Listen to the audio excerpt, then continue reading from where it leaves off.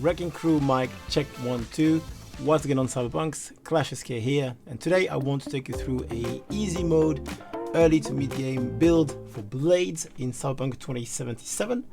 I say easy mode and I say OP because it's not going to require a lot of effort for you to get that right, and I say OP because I honestly think it is OP.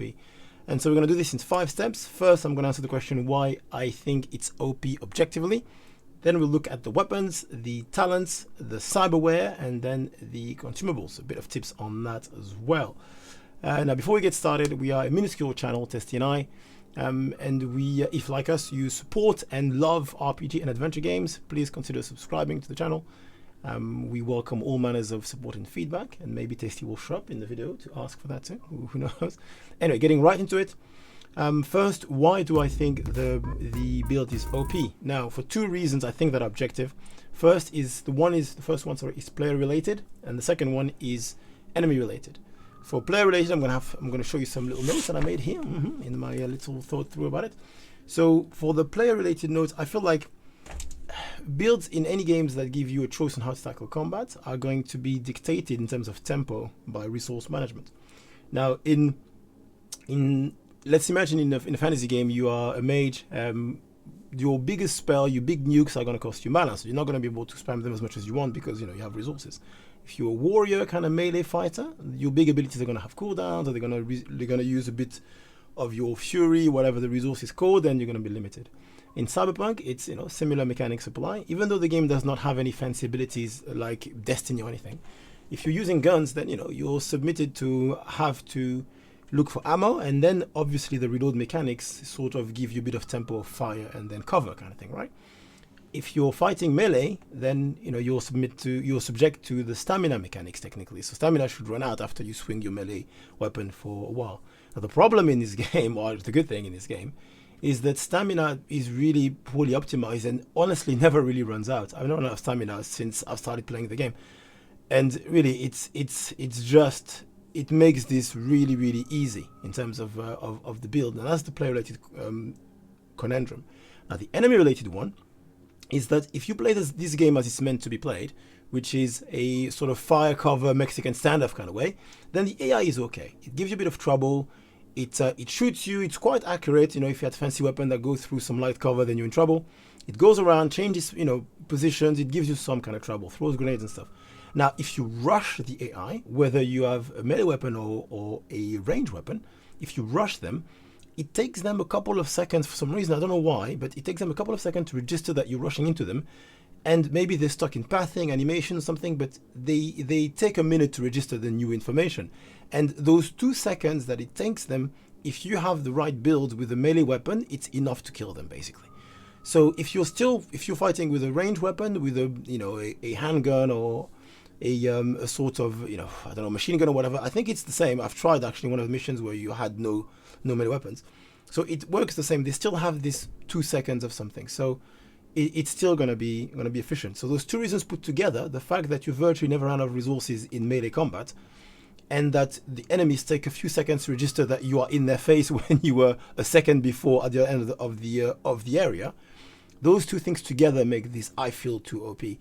I don't know if it's meant to be like this. I'm thinking it's not, and I'm thinking they'll patch it at some point. Stamina resources will be patched. I'm pretty sure, and the AI of the enemies in general will also be patched. I can only assume, because at the moment it's just too easy. But anyway, so getting right into it. First, the weapons. Right, so when you do a blade build, you're going to have a choice between different kind of blades. You're going to have knives. You're going to have katanas. You're going to have machetes. We don't have one now. Now, we're only going to look at blades. We're not going to look at blunt weapons. Now, what I advise you to do is to choose katanas for some reasons. Katanas have, I believe, out of all the blades weapon, have the best range, meaning that you can hit the enemies from a little bit further than when you have a knife. And also, I believe katanas can hit several enemies at the same time. It's happened to me. I don't know if it's because I was swinging around, but I'm pretty sure it can hit several. And I don't think it's the case for knife, but don't quote me on this. But what's most important in katanas have a high amount of damage for low amount of hits per second, meaning that each hit with the katana is actually doing more damage per hit, but you just can do less of them per second. Now this is really important in the build because it means that every big hit that you charge is going to register for a lot of damage, which is what's painful when you're a melee fighter in a FPS game, is that you can never really get the target in front of you properly to hit them without any disturbance. They run about, they shoot at you, so your camera moves around. It's really difficult. So every hit you have to make it count. Because of that, I recommend to use katanas for weapons. At least for me, that's how it works. So I call it a blade build, but really it's a katana build, right? So in order to get your first katana at the early stage of the game, when you literally arrive in Night City, you haven't done anything, you're going to be in your flat, you get out of here, you take a hike and you go first down, run. You're going to have a quest to get your first gun at the Second Amendment gun shop here. I think this is floor 8 if I'm correct, I'm not sure. You're going to have, yeah, there's a quest there that's going to take you there to get your first piece of iron. At the same quest, you're also going to have a katana available for, I believe, $700, which you can get pretty easily by doing some open world activities. And when you get a bit more money, you can buy an upgrade, but I'll talk about that in a minute. You can get an upgrade from the coach here as well. Right? These are the two places where you can get your blade weapon, your katana, really early on. Now, moving on to the talents. So we're going to go in there. Now, there's a lot of things you can invest in this game that are going to be pretty much useless depending on how you play. Now, the hint, I play a certain way, right? But the hint for you is pay attention when you kill enemies and when you fight around.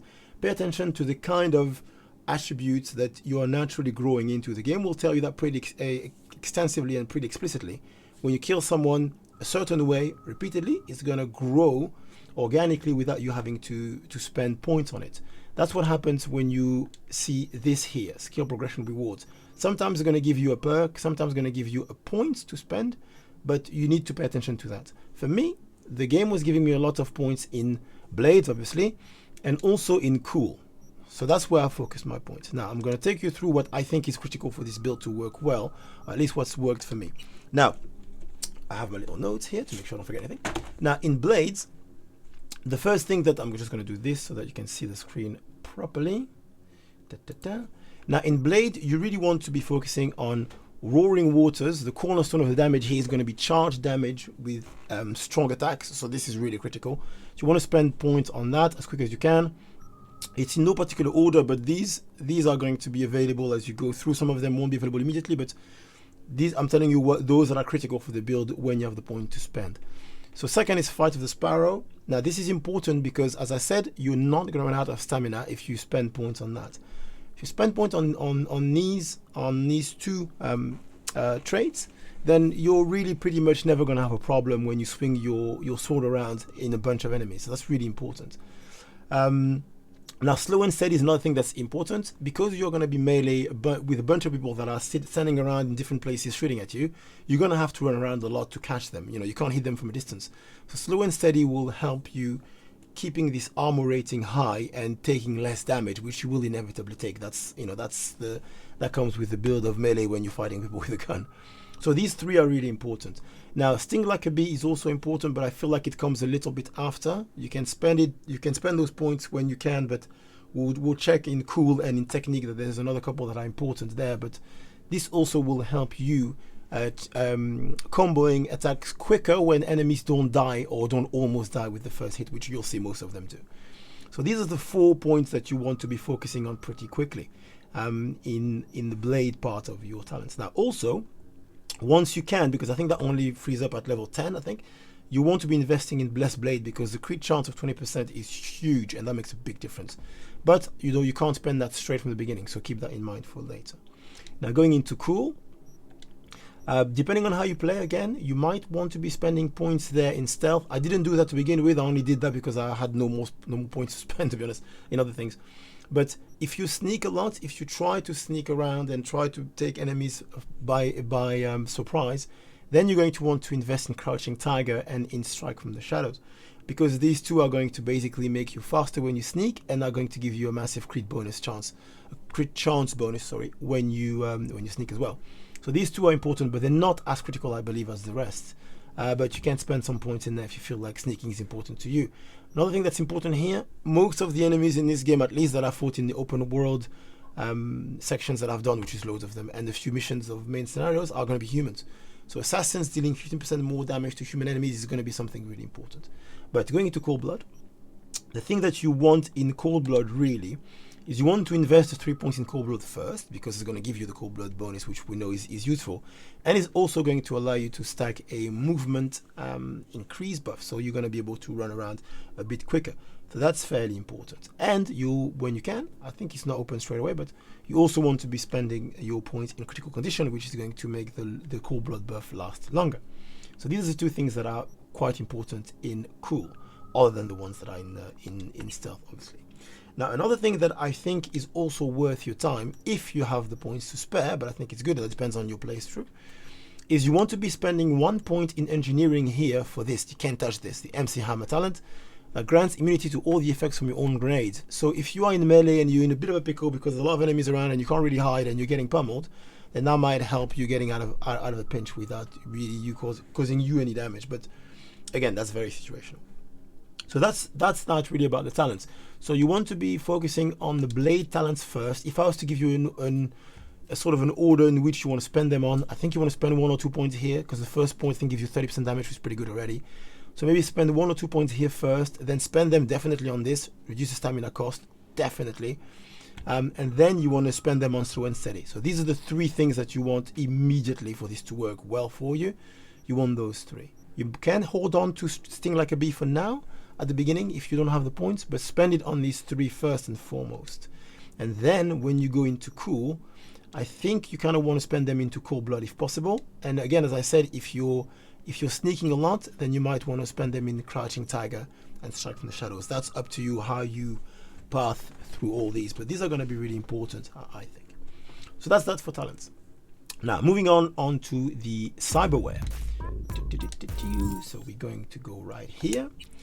Now, for cyberware, I'm sure there's going to be a lot of different things out there that are efficient, but here's what I found to be particularly useful for this build for myself.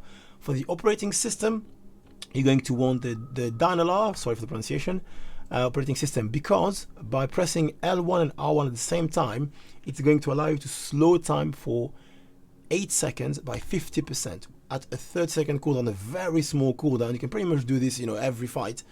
And this really means that for 8 seconds, you're going to have some sort of max pain bullet time available for you to get out of a pinch.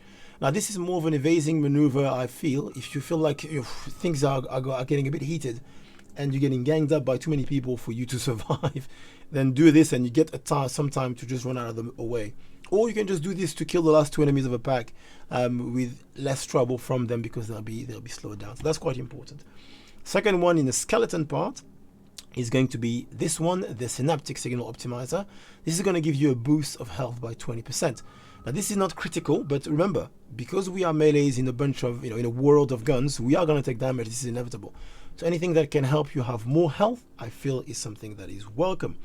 Now, one of the most important mods that you can have in cyberware is going to be on the shoulder part, the integumentary system one, and that's going to be this one, the subdermal armor. That's going to increase your armor by a significant amount. Now, I managed to get my hand on the legendary one. I don't know if you will, but I think the first one is 20, the green one, and the blue one is 90, and then the legendary is 200 or something like that. So 200 is a massive plus for me. I barely take any damage, but it's important that you use one of the shoulder slots to take one of the subdermal armor ones, because they will make a difference. So that's one that I would consider to be mandatory. And then in the nervous system, then you want to have, which is, I think, again, is really important, the Synaptic Accelerator. This is going to give you a passive max pain bullet time every time someone sees you for the first time in a fight. So when you're sneaking into a pack of enemies and you miss your takedown, or you go crazy and you just want to kill them all without really sneaking, this will always trigger for the first enemy and give you a couple of seconds during which you can basically kill that enemy and then probably damage or kill the one next to it. So this is really important. If you don't have this, or don't have the money to afford it, or blah blah blah, what you can do is instead you can get your hands on a decent sniper pistol, and you can stay away from the action and snipe 1 or 2 enemies before they all get excited and they start running around and it becomes hard to snipe them. But you can do this and get the same effect of getting rid of 1 or 2 enemies out of the pack that you have, because once they're all alerted, that doesn't work anymore. But the sniper can take care of that, sorry, if you don't have Synaptic Accelerator. But I feel that this is really important because it definitely helps It helps you staying alive in those packs where you have 5 or 6 enemies and you can kill 1 or 2 without them really being able to react really. Now, something else that I think might also be useful, if you get your hands on it, is the heal on kill mod for the frontal cortex. It restores 2% of your health every time you kill an enemy. When you are in those open world activities or main mission activities where there's stack of enemies coming at you, then that it ends up making a difference. Honestly, it does. Now, all of these cyberware parts and mods, they are all within the first area of the game. If you stay within the first island, because you can't go anywhere else anywhere at the beginning, I don't think, then in those reproducts here, maybe the ones that are the one that is here, no, not here, sorry, here, and that one, between those guys in the first area and these two, you have all of those pieces that I found. That's pretty much where I've gone to find them, so it shouldn't be difficult to get your hands on these ones. And that's pretty much it really. If you spend your time trying to gather those pieces for the cyberware plus the talents that we've talked about, then I think you're good to go really. Now the last thing that I wanted to talk about, so after why the build is OP according to me, your weapons, your talents, and your cyberware, is I wanted to have a quick mention on the consumables. So if we go to the inventory and we go to backpack. Now consumables, I think there are 2 kinds to mention. The ones that give you a permanent buff, which I'm sure you've already put your hands on it and you try around what it does and blah blah blah. If you're getting problems with stamina because you haven't spent your points on that talent yet, or because you just swing around wildly and miss and you feel like it's running out even though it shouldn't, then maybe you want to use a stamina booster. Otherwise you can always use the health booster anyway. I think this is again important since you're going to take damage. Now what's most important, I think, is the difference there is between the health potions, whatever they're called, right? Those sort of stinging grenades that you that you put onto yourself. Now some of them give you a flat health bonus that is higher than what the others give you, which is a small flat health bonus and then heal over time. These ones are better. That's my experience. They're better because I don't think if you're playing the game right, if you're not standing in fire, for people to shower you with bullets, you're never gonna take a sudden, 80% amount of damage in your face. It's just never gonna happen that way. You're gonna be standing somewhere, you're not gonna see enemies in your back or in the front, something, and they're gonna shoot at you and you're gonna lose 10, 20, 30% of your life, and you're gonna be able to run away into cover. That's kind of usually what happens. So because of that, the big flat 80% of your health amount are useless, because you still need to hide in order to inject yourself with it. And if you can hide, it means that those that are going to give you health over time, that's going to go against, it's more health in the end by the way, but that's going to go at equivalent level of quality. That health is going to go against the damage you're going to take. So if you get hacked, for instance, with a fire hack and you start taking fire damage, one of those is not going to do the trick, because you're going to need to wait to lose at least 40%, 60%, 80% health for this to be worthwhile without it being wasted in overhealing. When the ones that heal you over time, I feel like they are more useful because it's a small heal to begin with, so you're never going to overheal with that, and then you can run in the pack and slice your way through, because the damage you'll take from the bullets is going to be covered by the heal over time that you get from the effect. So I feel like these ones are actually more useful personally, but that's just me. And yeah, that's it really. So have fun with it. I feel like it's OP, as I said, because stamina doesn't really run out, meaning that you have a build that is around something that gives you a tempo that is not interrupted with resource management. You don't have to hide in cover to reload, all that kind of business, because you have a melee weapon, and you can just run around and slash your heart's content. Now in practicality, I'm just going to play a clip in a minute. I'm going to have to edit that, but I'm going to play a clip in a minute where I show you how it works. It works out for me in a reasonable setup where enemies are around and it's not really easy. Now everything I've done in this game, I've always done it at appropriate level of difficulty. I only go and tackle things in open world that say moderate difficulty, so the orange one, yellow, orange, whatever the name is. I don't go and do easy things to try and prove that my build works. I just tackle things that are supposed to be my level. I've seen these dimensions change dynamically, so I'm assuming as I get stronger they also get more difficult, or they get replaced, because I've seen some of them that were green that I didn't bother to do, so I know it sticks to my level. Hopefully you'll have a good time with it. Thank you very much, and remember, as usual, what is it as usual? Finish strong but start casual.